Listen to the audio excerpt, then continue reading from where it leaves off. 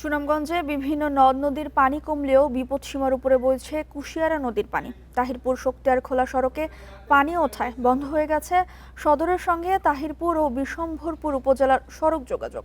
এ নিয়ে আরও জানাতে সুনামগঞ্জ থেকে যুক্ত হচ্ছেন সহকর্মী তানভীর আহমেদ। তানভীর, সুনামগঞ্জের বন্যার সবশেষ পরিস্থিতি কেমন দেখছেন এবং সড়ক যোগাযোগ বন্ধে মানুষের কি ধরনের ভোগান্তিতে পড়তে হচ্ছে জানাবেন।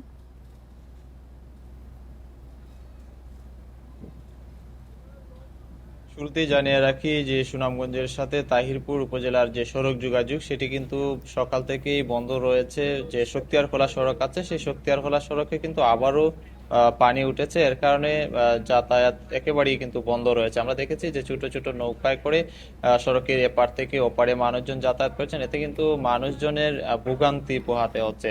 একদিকে বৃষ্টি, অন্যদিকে সড়ক তলিয়ে আছে, যার কারণে মানুষ আসলে ভোগান্তিতে আছে। তারা বলছেন যে এই সড়ক তলিয়ে যাওয়ার কারণে তাদের যে সরাসরি যোগাযোগ সেটি বন্ধ আছে।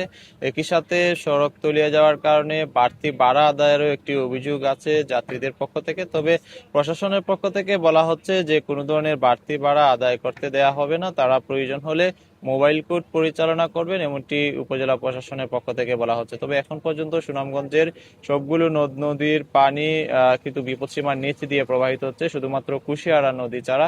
কুশিয়ারা নদীর যে মারকুলি পয়েন্ট এলাকা আছে সেই মারকুলি পয়েন্ট এলাকায় বিপদসীমার উপর দিয়ে পানি প্রবাহিত হচ্ছে। তবে এখন পর্যন্ত কোনো যে গড় বাড়িতে কিন্তু সুনামগঞ্জে এখন পর্যন্ত পানি উঠেনি। তবে নিম্নাঞ্চলে পানির প্রচুর চাপ। এখন আমরা দেখছি যে বিভিন্ন গ্রামে গঞ্জের যে গ্রামীণ সড়ক আছে সেই সড়ক কিন্তু ইতিমধ্যে প্লাবিত হচ্ছে ধীরে ধীরে, এবং এই সড়কগুলো মূলত বর্ষায় প্রতি বছরই আমরা দেখি যে পানিতে তলিয়ে যায়, যেহেতু এটি একেবারেই হাওর অঞ্চল এবং নিম্নাঞ্চলের এই সড়কগুলো আসলে সবসময় আমরা দেখি যে তলিয়ে যায়, যার কারণে কিন্তু মানুষজন আসলে ভোগান্তিতে পড়েন। তবে যেহেতু বৃষ্টিপাত অব্যাহত আছে, পাহাড়ি ঢলও নামছে, এ কারণে কিন্তু সুনামগঞ্জে একটি স্বল্প মেয়াদী বন্যার আশঙ্কা রয়েছে, এবং সেই আশঙ্কা থেকে সুনামগঞ্জ জেলা প্রশাসন সব ধরনের প্রস্তুতি ইতিমধ্যে নিয়েছেন।